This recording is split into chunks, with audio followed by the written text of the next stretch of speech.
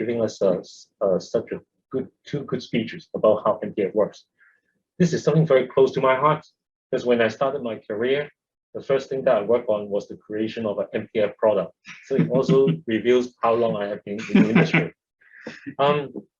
But when I look at the results of the pension index last year, when I was preparing for this, I was quite shocked by the way that it was described.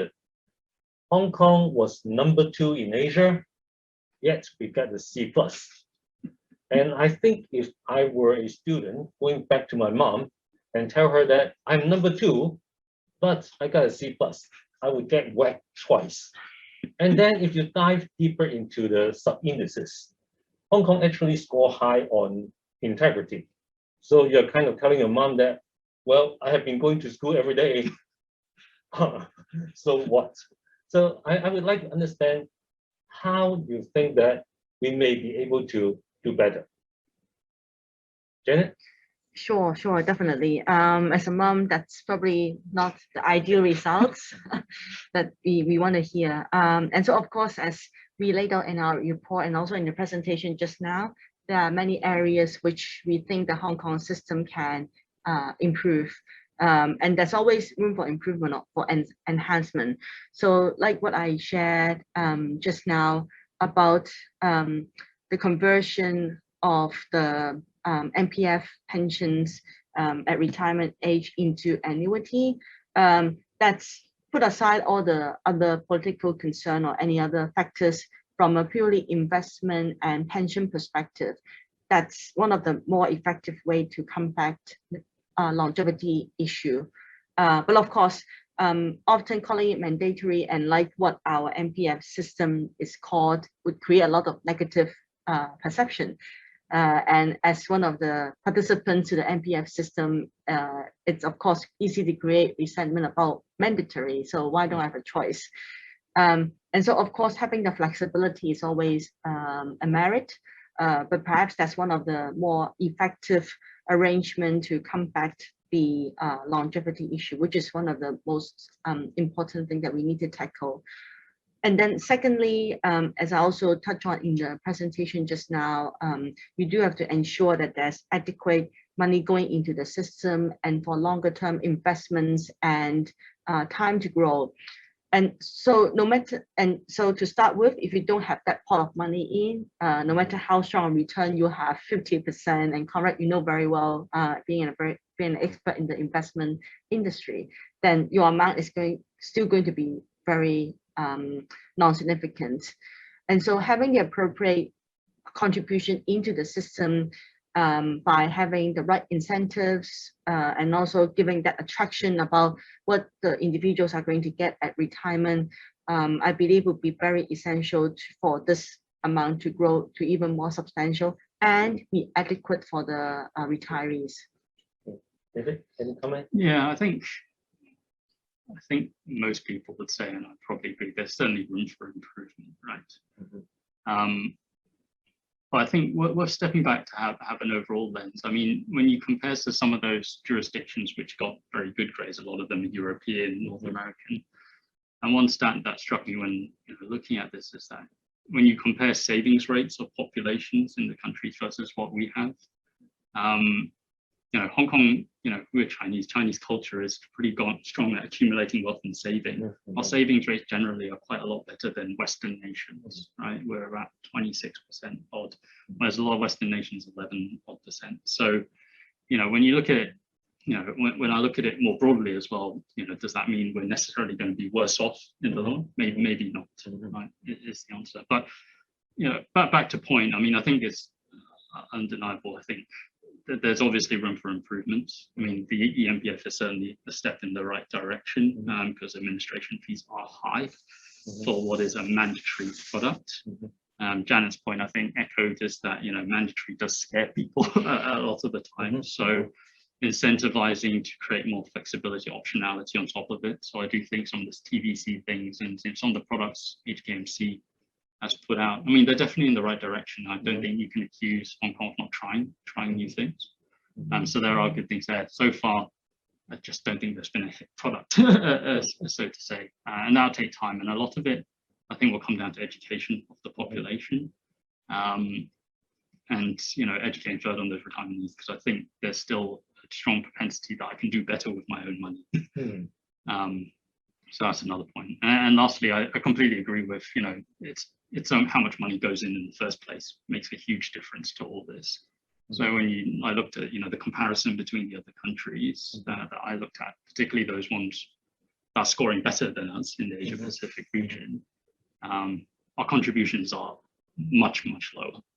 So, if Hong Kong really wants to get that to an A, then I think you would definitely need to do something in that space to improve contributions. Okay. If I hear you correctly, we do save, but if they just don't go into the MPF system, which is fair enough.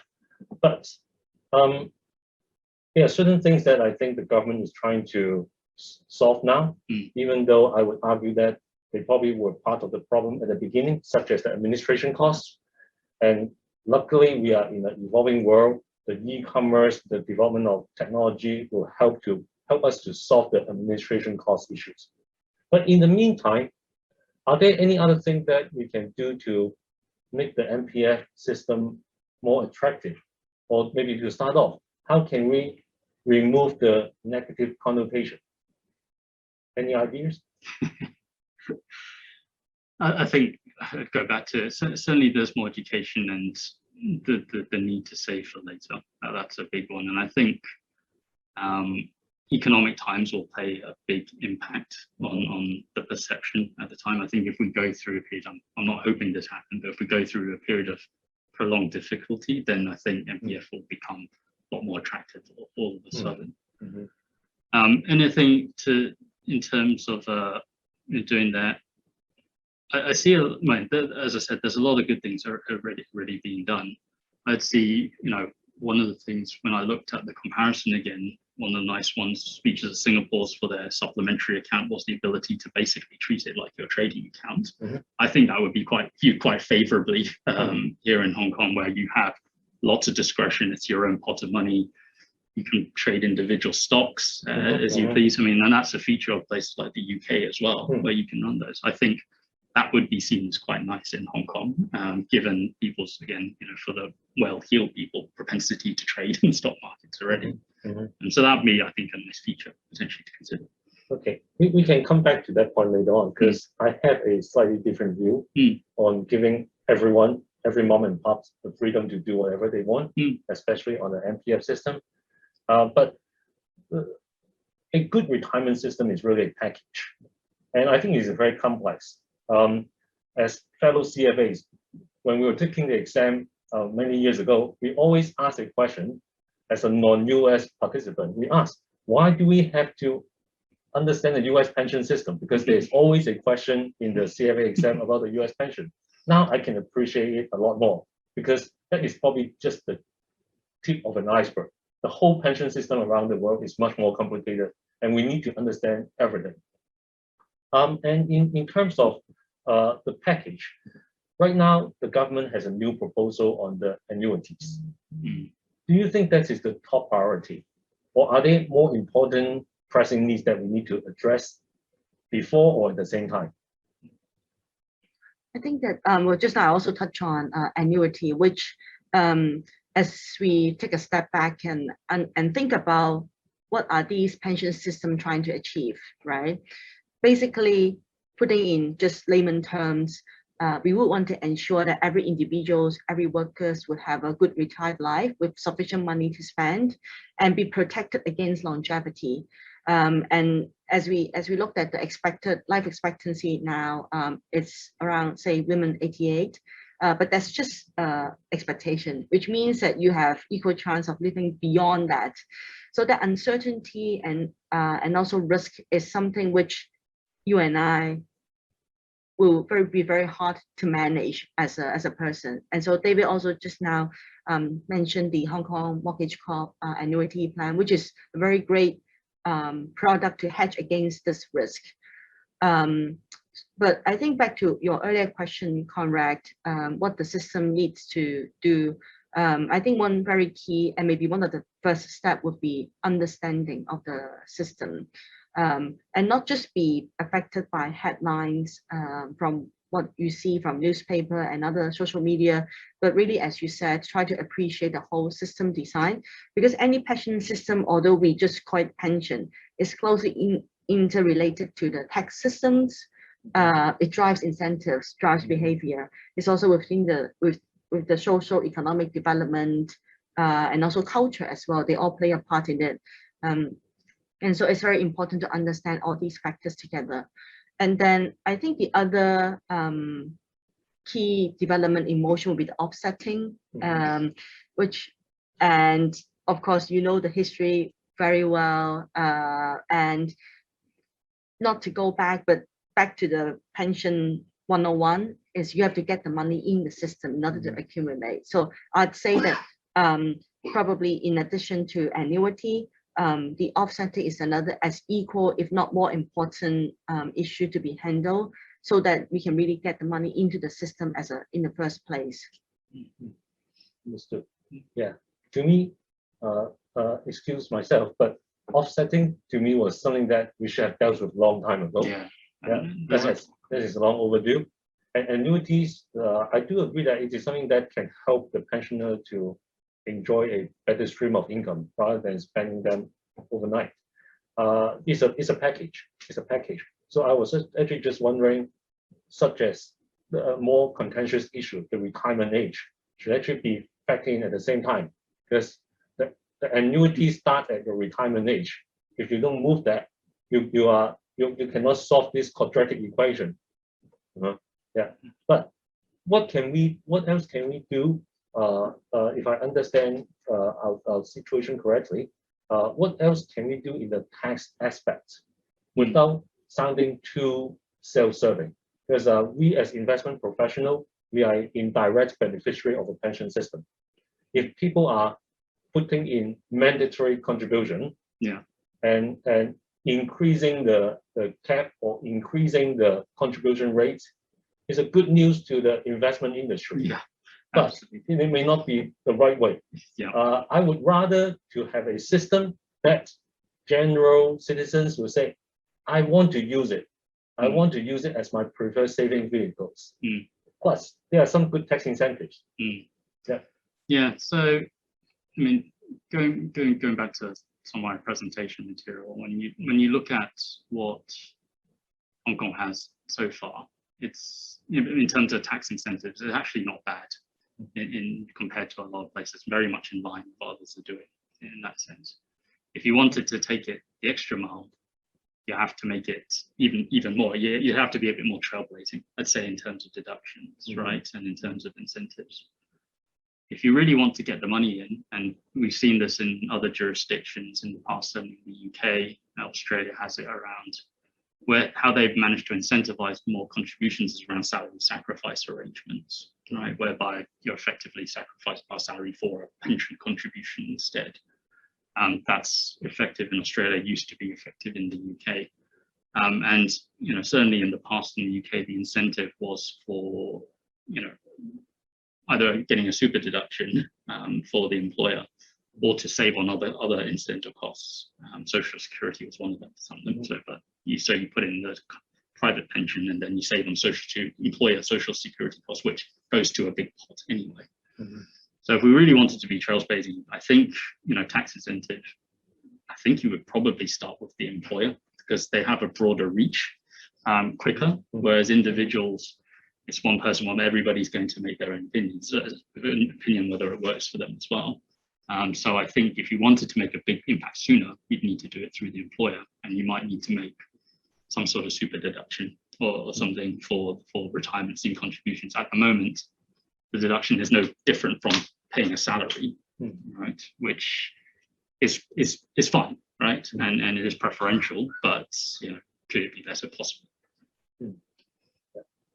And Janet, going back to your presentation, Netherlands is ranked very high, and it is one of the systems that I personally have looked at quite a few times, including working with them, working for them, and what I noticed was that the system is very different from what we have in Hong Kong, which is in terms of defined contribution versus defined benefit, as well as investment flexibility and cross-generational diversifications. When you look at our MPF system, contrasting with the Australian system, the other deficiency that I saw is we don't even provide enough scale for investor. For example, if you buy a mutual fund on the retail market, you may be paying as high or a lower cost than what you pay in the MPF if you include administration charges.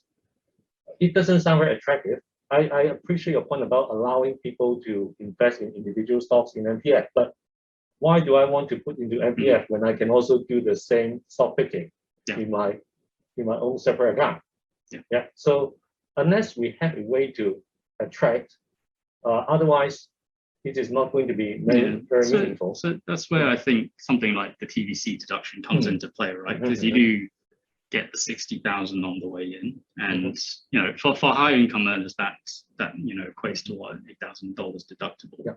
So certainly when I looked at it personally, I said, well, that 8,000 probably saved on my transaction fees anyways. It's more than enough to offset it. So I think once you combine that together, you'd say, okay, then maybe I have got some say I'm on par with, maybe not a bit better. And that takes me to the next point, which is, okay, if I move my money into the MPF system, can I access some other opportunities that I couldn't have accessed by myself, such as private equity, private infrastructure investments, to say the dirty word, hedge funds. But of course, these are investments that should be utilized under adult supervision. But can we have a system that are partially managed by CIOs, such as some of the Dutch and European systems have? What do you think about that? I think perhaps the overall direction, especially the CFA Society event, is diversification is always the golden rule. And so applying it into what you said, Conrad, asset classes in the alternative space or private market space will always enhance the risk-adjusted return for the portfolio. And not to say that a lot of the growth areas, new industry aren't available in the listed markets for now. And so certainly that's something from an investment angle should be considered. And applying onto the MPF space, I believe the biggest challenge, and of course the regulator can also speak for themselves, is that it's the very diverse education, financial literacy of the Hong Kong workers or employees. And of course, it covers industry expert, investment expert like yourself and others, but also some of the blue collar workers who might not even have experience with mutual funds, listed equities, or may not be even able to distinguish what's an ETF versus a passive fund. And so I believe that the regulator might be facing such challenge. And if such sophisticated investments is to introduce, coupled with the fact that they often have locked up, and if people can't appreciate and they try to break the contract before the lockup period, the impact will be pretty much negative. And so I believe that directional wise, I think that's something which MPF should have in their roadmap. But we are not expecting this to be in the next 2 to 3 years, and definitely not the near term or even medium term. From what David shared just now, there are many agenda right now. But I believe that for an MPF system to continually improve and enhance, that's something which should be one of the milestones ahead in the journey. But before we can implement that, more financial education needs to be performed for the MPF system participants, so that they are ready for it when the timing is right, then that can be rolled out. I'm sure you understand that what I meant is not allowing an individual to invest into a private equity funds, not in MPF, and probably not even in the retail market. Because, however, something like that, an alternative investment, can be very useful in the context of a much larger diversified portfolio, as we all know. When we look at the agenda that is on the Hong Kong government, do you see any focus on how to enhance investment return? I think the key, certainly from what I see, the key focus is cutting administration costs will enhance overall returns, right? Because you don't lose such a big chunk. So that's, first and foremost, the primary focus. I think there is also a focus, certainly offsetting we've covered already, but there to the earlier points of how much is going in. There is, I think, if you look at the chairwoman's latest blog, I think 2 days ago, there's certainly a focus on adequacy and how much is going in. That's going to come under the microscope as well over time. But to the earlier point around, I think your suggestion of active management and professionally managed, I think that's some way off. Realistically, so they've got their hands quite full at the moment with the things that they're working on. Of course, if they come to us for help, we are more than happy to give our view. And let's take the topic to away from the investment side and on the setup of MPF itself. The retirement age is one thing. The annuity is another. These are all features that are all interrelated to each other. How about the pension credits that can be given to the carers?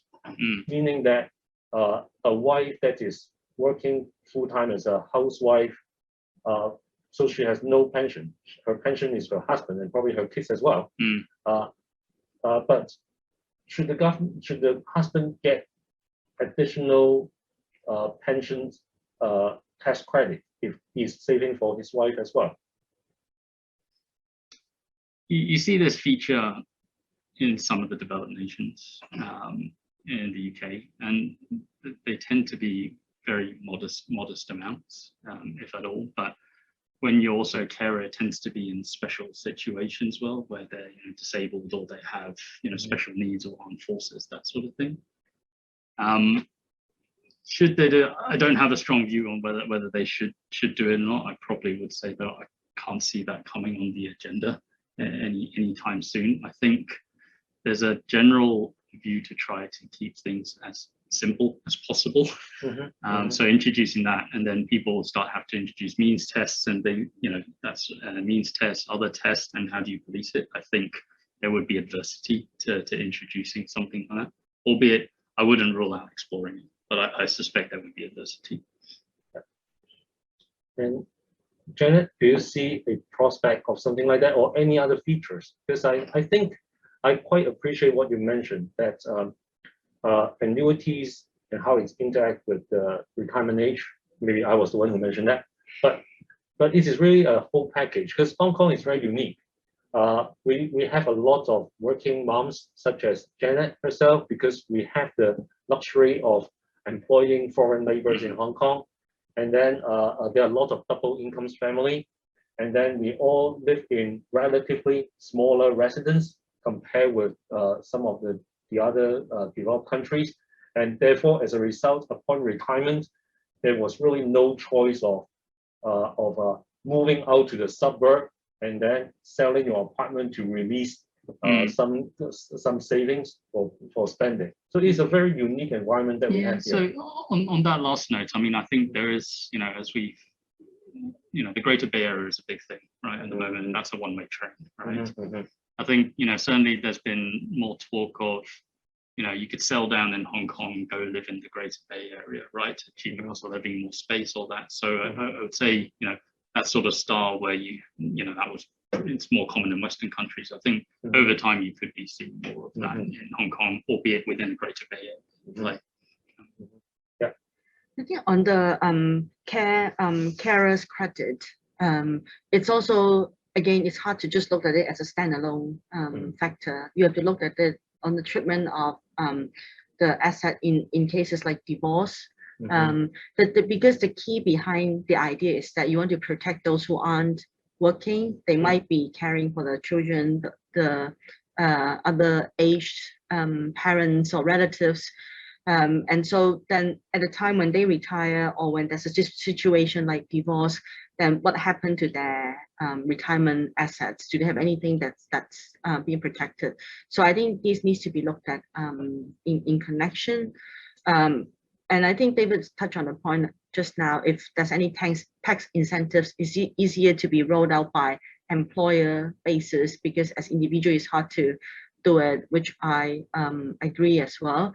And so perhaps it's also for the government to think about how they can induce more of the corporations, especially the big ones, to be taking the lead and trying to get more of these best practices related to pension to the broader working population. And then aside, Conrad, you also asked about some other points or related discussion. So onto investment returns, and not necessarily on this return topic, but sustainability is a big thing. For sure, all the regulators in Hong Kong are looking on how to measure it, the disclosure, and so on. And so definitely in the MPF space, there'll be more to come.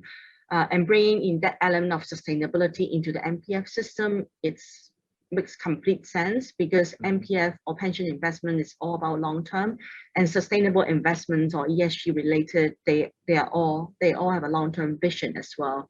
Then whether it results in better return or not, I think there has been a lot of debate in this area. But if the society all think about it in the same way, that that's the future, that's the way to go, I think very naturally that it will result in better returns, as that's where the society wants to head. And those seen stock or the other non-sustainable, non-green industry, they will sooner or later be finding their be disappearing in the society. And then the last point I wanted to make perhaps is related to health services. And then Conrad, you also touched on about transitioning the asset into money, right? Into income, into cash that you can use. Because when somebody is retired, you have that fixed asset is not useful to your daily life, because you have to spend, you have medical expenses, you're going to be living, enjoying life.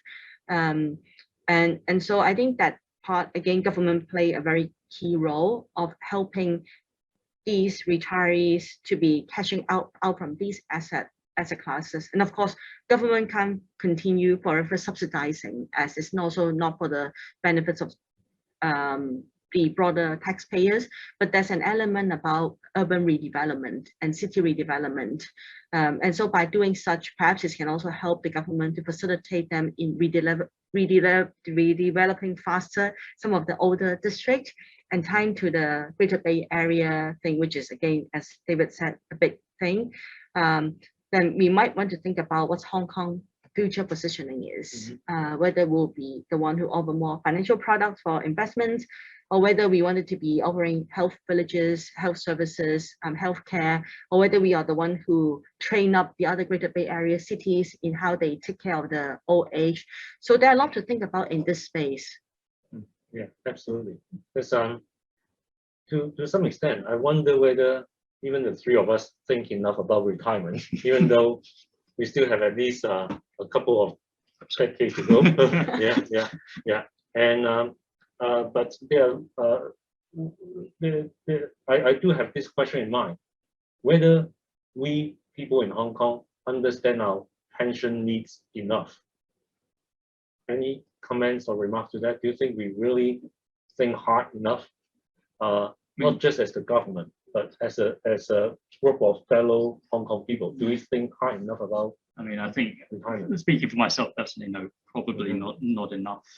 And that's why I mentioned, and Janet mentioned it as well. I think education is going to be very important on this, and I think probably that's, if the government's going to make an investment to get this train moving, that's where the biggest investment needs to be, is to educate people on what's needs and, you know, show them the pitfalls. You know, unfortunately, it's one of those where scary scenarios are more powerful than the nice pictures, right? You know, I think that there needs to be work on, because I'll admit myself, I don't think I have spent enough time considering it. Yeah. But what do you think about changing the name of MPF? taking the word mandatory away to start off with, because the negative connotation is not helping. Yeah, I've heard, well, even MPFA themselves sometimes also make joke around perhaps name change. Perhaps that will be useful, but I also think that the headwind right now is that there's a perception built up and it's not built up overnight. So as we look to, or the authority look to unwind some of the situations or perception, it's definitely not easy. As, can you be more specific about the perception? Think as if you observe all the headlines, press, and the general public comments on some social media, often if you try to count, perhaps there's been more criticism than appreciation on the system, which I think observing it for a long enough period, there seems to be slightly more appreciation, more understanding than criticism. I'm not saying that criticism is bad, because every system needs criticism to continue to improve. But there is also a perception around MPF system, which David shared just now about the average return beating inflation, and aggregate, I think it's more than 5% across all the investments every year, which from an investment perspective is actually not too bad. Especially you don't have some very exotic investment vehicles, definitely on the safer side. But it doesn't seem to be the perception of the general public, and they might still say that investment return is low, they don't like this and that, and sometimes people just don't appreciate and understand the full picture. They might just be talking about a tip of the iceberg. And so I think that some rebranding will be good, but of course, Hong Kong people are also very smart. If the rebranding just come with a change of name and there's no real change or reform that they can see that's leading to a much rosier path, sometimes it can be even worse. So what I'm saying is that a name change or rebranding needs to come with real substance in reform, the desire to make changes and build a better future. Yeah, I agree absolutely. There's what you mentioned, for example, the average return is beating the inflation. I think that would be a very powerful proof statement. But of course, that average return is something that needs to be very carefully and scientifically defined. Is it on an average account or average fund? Because I do have this suspicion in the back of my mind that there are a bunch of, a significant number of investors in the MPF system. They are just parking in cash or the lower risk, lower return vehicle. Yeah, I'd agree with what Jen said as well. Overall, I think rebranding, would definitely have to come with substance, and perception-wise, there's a lot of time has been built into that. You just take the recent example of soft proposals of converting to annuity, right, rather than sum, and the word mandatory was thrown in there again, and the perception or the response was quite poor. Yeah, right, that's right. So yeah, again, it's gonna take some time. And I certainly feel that and agree that constructive criticism is very helpful, as we have learned in our career, and arguably, maybe the way that we have been tackling the MPF issues, such as offsetting or administrations, which are two very important ones, maybe our approach has been too piecemeal and not holistic enough. Of course, having said that, I still think these two are the two things that should have been dealt with years ago, because those are important. But then when it comes to retirement age, annuities, pension credit for carers, maybe the government and ourselves should all come together and understand our unique pension need of Hong Kong people, and to come up with a better system. Yeah, agreed. I think MPFA certainly will doing, certainly at the moment, doing a lot of the media blitz at the moment with Mhm. EMPF and things going on. So I think they will use this chance to get more views and educate further. Okay. We are running out of time shortly, but before we get to the end of these discussions, if there is one thing that you think we can do with NPF, what would that be? Let me give you some time to think. I will tell you what I think first. Sure. Given the fact that I am now working, for full disclosure, I'm now working in the private equity industry, I think it is a good feature to have. However, like I mentioned, it's not something that you can just stuff in as a new fund choice. But what I think Hong Kong needs is some kind of core fund, or I don't know whether we now already have in Hong Kong some target date fund. So I'm retiring in 2050. Someone will take care of my allocation along the way. That was something that was talked about since day one by some product providers. Because only within that structure, you would then be able to have a professional investor taking charge in the role of a CIO, helping to make the overall allocation, rather than giving individual small choices to individual small people, which is not necessarily optimal. So that would be my wish. And Janet or David? Certainly, there are many things that needs to be done, but if that's just one thing, in considering the impact, I would suggest that there needs to be a dedicated focus around the pension issue, which NPF itself is actually just one piece.